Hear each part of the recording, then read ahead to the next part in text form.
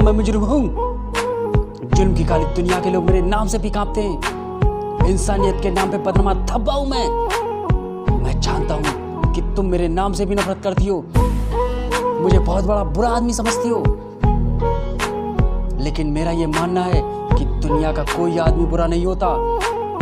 कोई आदमी अपनी माँ के पेट से बुरा पैदा नहीं होता। कोई चोर अपनी खुशी से चोरी नहीं करता। कोई डाकू अपनी खुशी से डाके नहीं डालता। कोई तवायब अपनी खुशी से अपना जिस्म नहीं बेचती।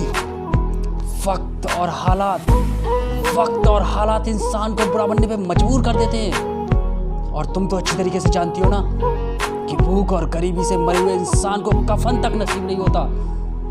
और तब से मैंने एक ही चीज सीखी है, एक ही सबक पाया है कि दुनिया में गरीब पैदा होना कोई जुर्म नहीं, कोई पाप नहीं, लेकिन गरीब मरना सबसे बड़ा जुर्म है, सबसे बड़ा